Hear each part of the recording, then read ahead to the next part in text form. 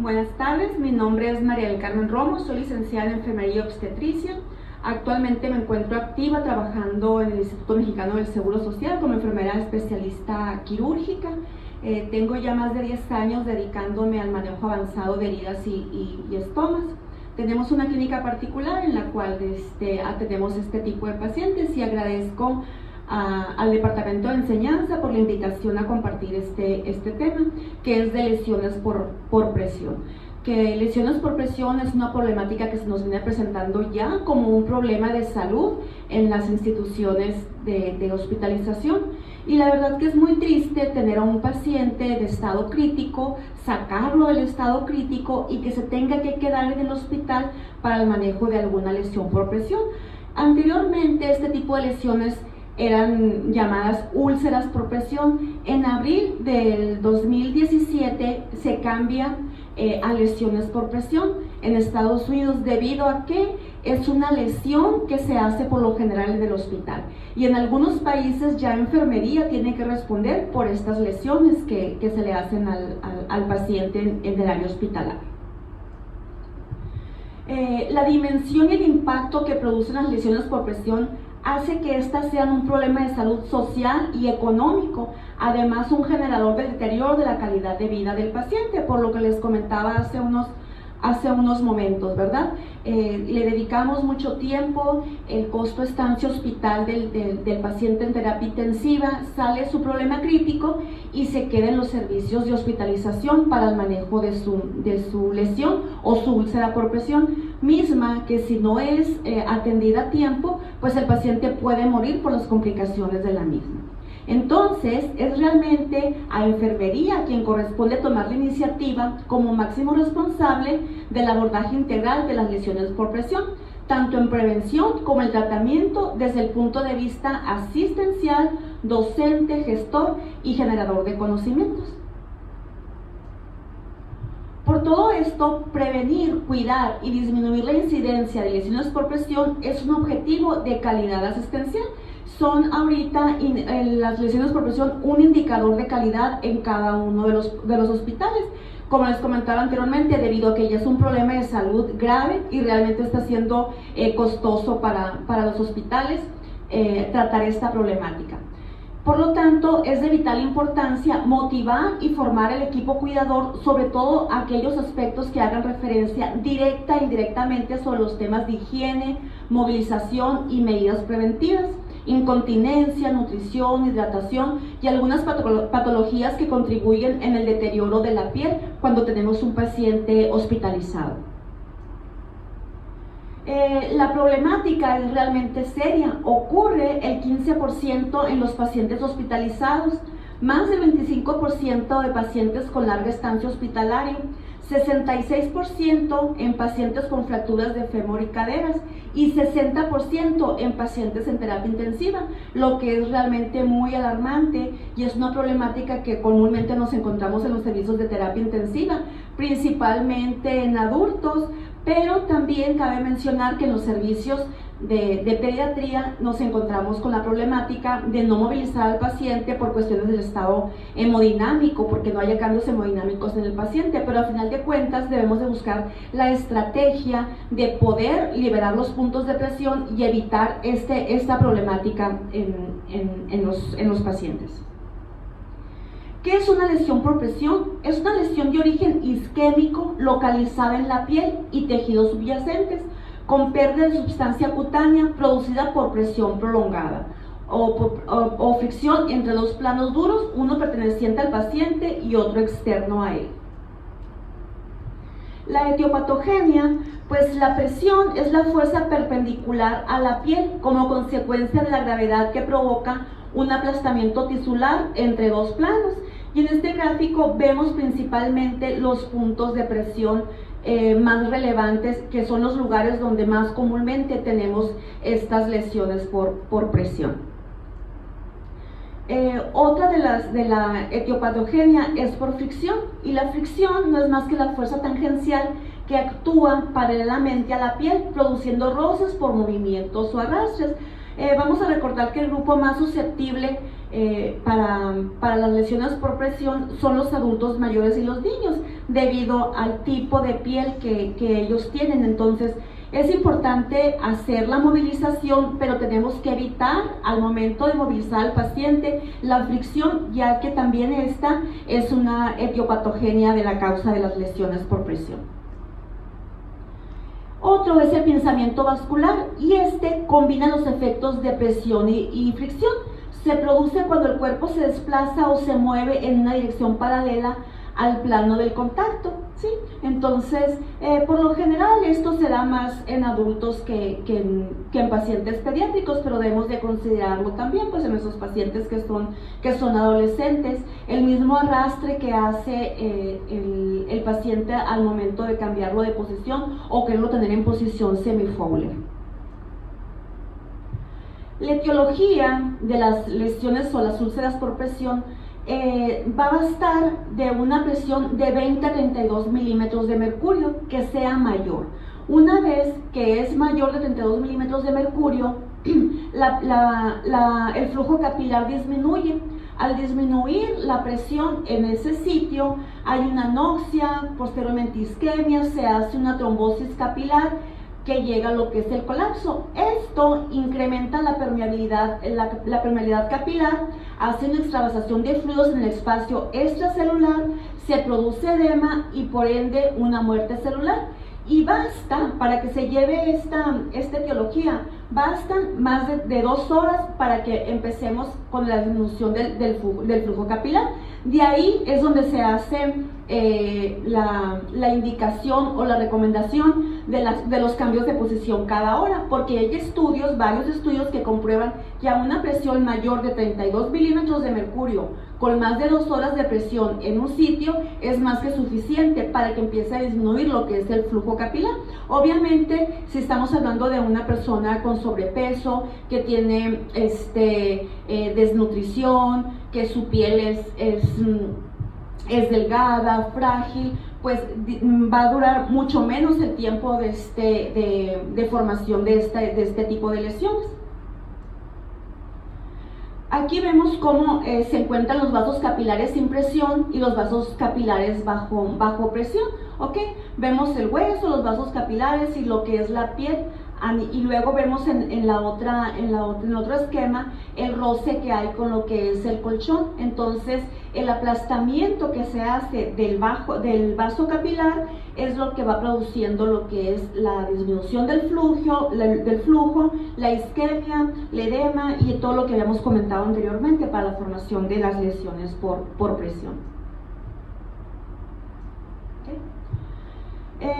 La causa principal, de las causas principales como consecuencia de diferentes problemas vienen pues los de salud, los fisiopatológicos.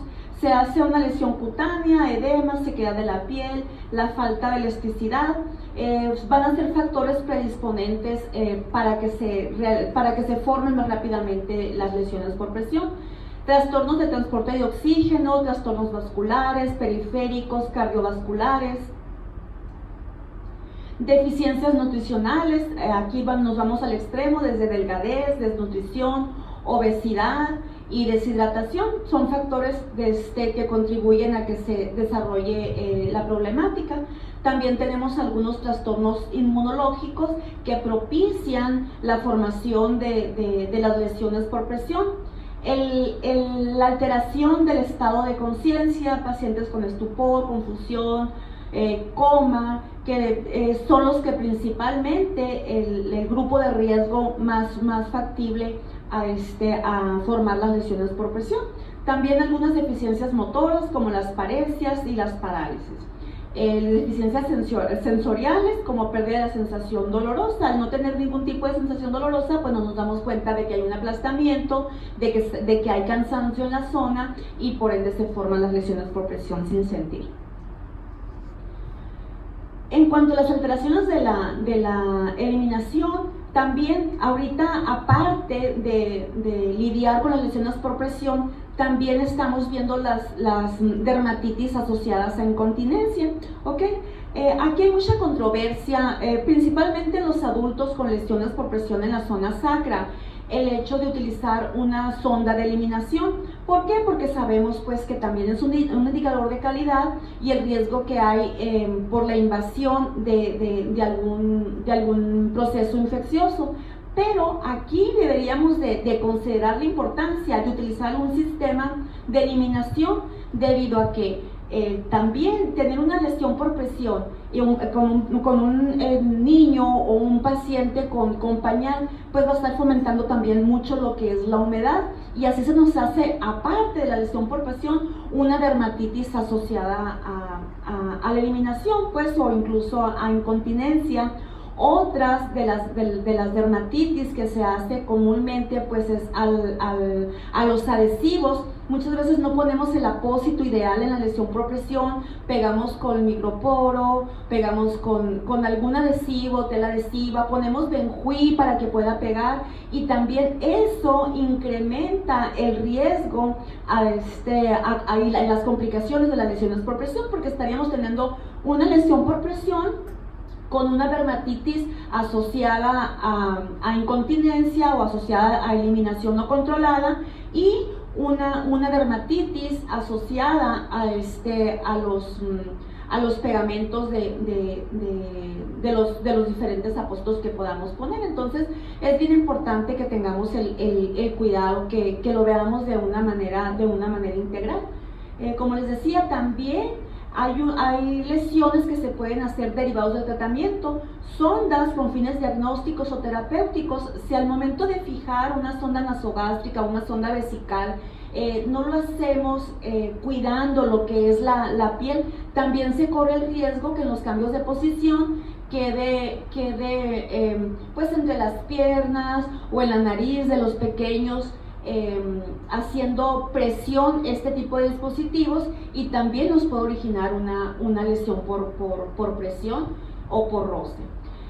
Tratamientos farmacológicos que tienen acción inmunosupresora, como corticosteroides, citoestáticos, radioterapia, ¿no? Todo este conjunto es lo que va a propiciar a que la población sea más factible a tener este tipo de lesiones.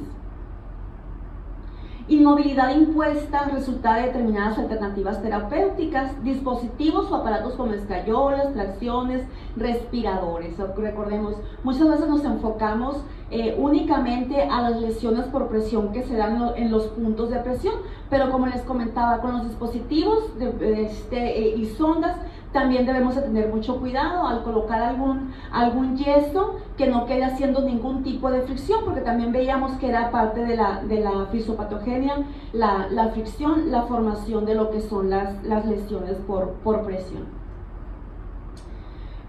Situaciones de resultado de modificaciones de las condiciones personales, ambientes, hábitos. Mucho de aquel paciente que tiene alguna fractura y que al movilizarlo le causa dolor. Ellos son los primeros que se interponen al momento de que el personal de enfermería o el familiar cuidador quiere movilizarlos. ¿Por qué? Porque obviamente sabemos que duele, pero aquí les decía de la importancia de que también debemos de educar tanto al paciente como al familiar, y decirles de la importancia, pues que tal vez en ese momento les va a molestar, les va a doler en el caso de que sea alguna fractura la que ellos tengan, pero si no se moviliza se corre el riesgo de tener una lesión por presión, una úlcera por presión. Va a ser operado, se va a resolver su problema, pero después tendría que estar lidiando con una lesión por presión. Por eso les comentaba la importancia que el personal debe de tener comunicación y orientar al paciente y al familiar cuidador, ¿okay? Otra de las cosas que viene sabido ya por mucho tiempo, las arrugas en la ropa de cama, en la pijama. Es bien triste pues ver, yo no sé a quién se les ocurrió, y todavía en muchos hospitales se sigue abrochando la bata por la parte de atrás. Hacemos unos nudos gigantescos, y si el paciente no se movilizó en todo el turno, pues realmente ahí ese nudo que hacemos en la bata ya es un riesgo para la formación de una lesión por presión. Y lo vemos simple y sencillamente, ¿cuántos de nosotros no nos levantamos con la almohada pintada o con la mano pintada, el dedo pintado, ¿no? En nuestra cara por 2-3 horas que estuvimos en esa posición? Ahora debemos de considerar la importancia de quitar las arrugas de la ropa de cama y cuidar pues cuando tenemos la ropa de cama, la bata de hospital, que los nudos no queden atrapados o en contacto, que quede muy voluminoso, porque ese también es un riesgo para las lesiones por presión. En cuestiones de desarrollo, pues los niños, los lactantes, hacen rash por pañal. En los ancianos, pues la piel está seca, hay pérdida de elasticidad de la piel, y eso pues también es un condicionante para la formación de lo que son las lesiones, ¿ok? Entonces debemos de cuidar de tener la piel en las mejores condiciones. Si sabemos que es un adulto mayor, un lactante que usa igual pañal, que va a estar húmedo, porque pues lo ideal sería que en cuanto el paciente orina, le quitemos el pañal. Pero, ¿cuál es la realidad? Muchas veces, más en los adultos, no creo que se dé tanto en niños, más mi experiencia del trabajo es con adultos, y pasa que si tenemos un paciente con pañal, le cambiamos el pañal, cuando va a venir el siguiente turno, para que no me lo encuentren mojado. Y está muy remojado, pero se lo cambio antes del enlace. Capaz que cuando llegan y me reciben ya está orinado, lo tengo que volver a cambiar. La realidad es que muchas veces se entiende que es la sobrecarga de trabajo, pues no podemos estar dedicándonos cada 2 horas únicamente a movilizar el paciente, o a estar muy al pendiente del pañal del paciente. Pero aquí retomo la importancia del familiar cuidador. Nosotros, parte de nuestro trabajo es educar al familiar cuidador a los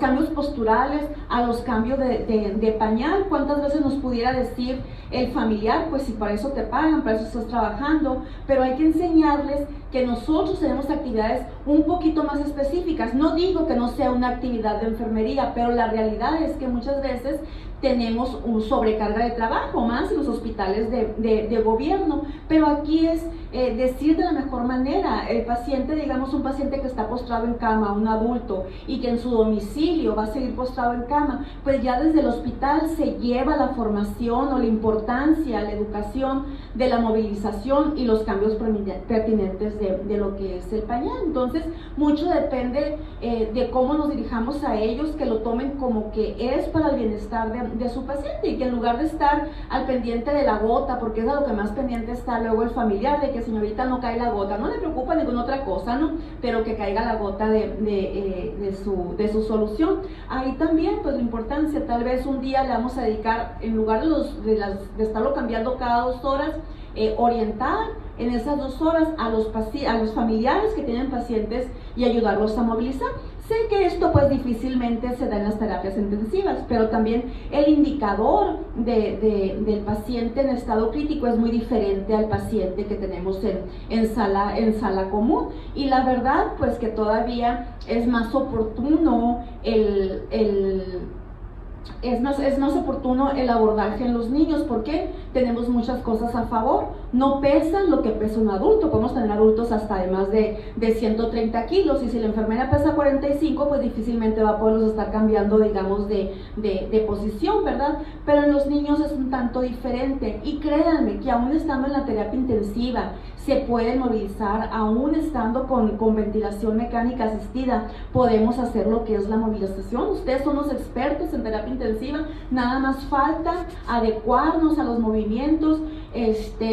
Entiendo, a mí me han comentado en algunas de las pláticas que en los expedientes, incluso los médicos en terapias intensivas ponen no movilizar al paciente por el estado hasta mejorar el estado hemodinámico. Pues realmente muchas veces, si tenemos al paciente en terapia intensiva, pues lo tenemos en estado crítico. No estamos hablando de que estén en las mejores condiciones, ¿verdad? Pero hoy es mucha cuestión de comunicación. Se trata del cuidado específico, del cuidado especial que le estoy dando, y movilizarlo con el cuidado para que no se alteren que no se altere su estado de salud y que no haya cambios hemodinámicos en el paciente. Entonces, mucho de esto es del entorno, la falta de educación sanitaria en los pacientes y también de nosotros, el personal de salud.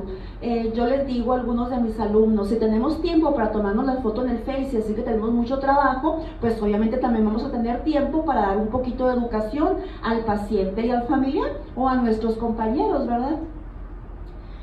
La sobrecarga de trabajo profesional, pues la falta o la mala utilización de material de prevención, tanto como el básico como el complementario, y la falta de criterios unificados en la planificación de lo que son las curas.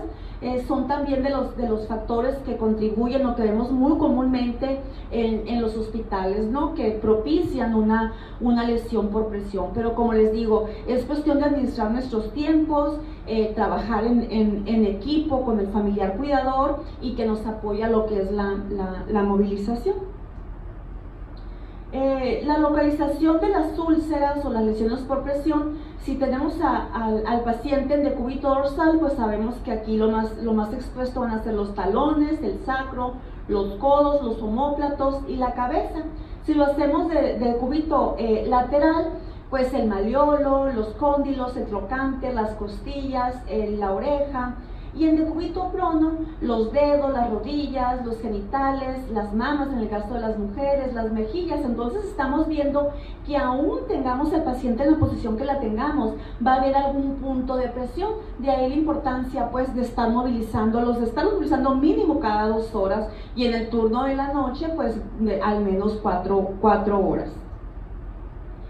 En cuanto a la evaluación y la clasificación, fíjense, aquí hay un dato muy chistoso o que me llama mucho la atención porque no es nada nuevo. Y yo, pues, qué bueno que no me ven, pero yo ya soy una enfermera que está casi para jubilarse. Y yo comentaba con algunos compañeros que anteriormente no era tanta la incidencia de lesiones o úlceras por presión en los hospitales, que hoy, que que tenemos más tecnología, que hoy que ya somos licenciados en enfermería, que hacemos diplomados, que hay más personal especialista en las diferentes áreas.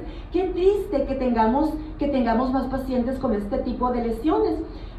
Cuando muy reciente se empezó a ver que era un problema importante de salud y que incrementaba los días hospital en los pacientes, las úlceras por presión, se empezaron a ver algunos modelos para tratar de abordar esta problemática.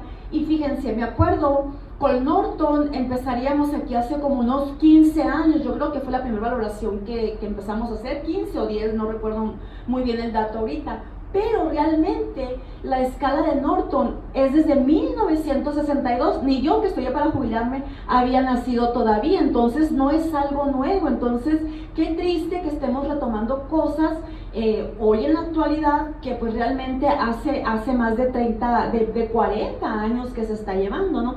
Esta escala incluía 5 aspectos en los cuales hay 4 categorías con una puntuación que va desde el 1 al 4. Pero ahorita Norton ya casi no se utiliza en los hospitales. La que más se está utilizando es la escala de Braden, y esta escala pues tampoco es tan nueva que digamos, también ya tiene más de 30 años, se implementó desde 1987 y se dice pues que es algo más laborioso, pero realmente yo creo que ya en todos los hospitales la manejamos perfectamente bien, ¿no? Y es la más recomendada por el Grupo Nacional, Europeo de Úlceras por Presión, y pues que está aceptada en la taxonomía NIC y la clasificación de intervenciones de enfermería.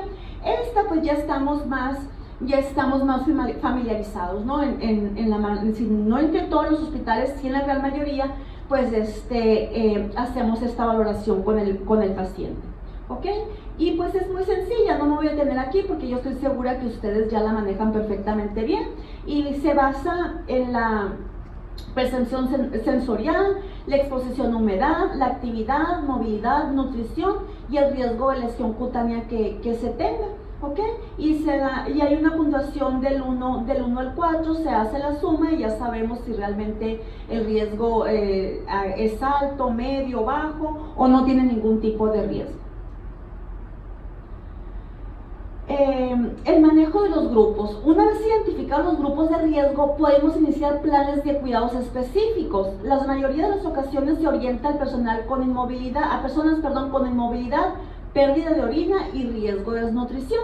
Nuestra actuación consistirá en reducir la presión, cuidar la piel y proporcionar una nutrición adecuada. Deberíamos encaminarlo a lo preventivo. Recordemos que es mucho más económico y más fácil prevenir que curar este tipo de lesiones. El manejo de la presión pues debe ser en superficies especiales. Además de los cambios posturales, podemos utilizar superficies especiales para aliviar la presión en las zonas de mayor riesgo. Este material es complementario, nunca debe sustituir los cambios posturales. Una vez que se tiene, dices, pero es que el paciente que está postrado en cama, pero es que tiene colchón de presión alterna, ningún dispositivo liberador de presión va a sustituir los cambios posturales. Aun cuando tengamos un dispositivo, el cambio postural debe de ser mínimo, bueno, por lo menos cada 2 horas, y no tardarnos más de 4 horas en cambiar a un paciente de posición. Estas superficies pues pueden ser estáticas y se utilizan preferentemente en pacientes de bajo riesgo que reducen la presión, pero nunca por debajo de los 20 milímetros de mercurio. Si ahorita recuerdan que era más o menos la presión de 20 a 32 milímetros de mercurio, lo que la presión ejercida, lo que ya nos podía hacer una isquemia en el punto de presión. Entonces también no es nada más como que tengo un colchón de presión alterna y lo prendo, no, tenemos que calcular en base al peso de nuestro paciente la presión que vamos a programar para tratar de que sea más de 32 milímetros de mercurio. No es lo mismo tener a un niño en un colchón de presión alterna a tener a un adulto que pesa 130 kilos. ¿Por qué? Porque obviamente ahí el peso tiene mucho que ver en cuanto a la presión que se va a ejercer entre el punto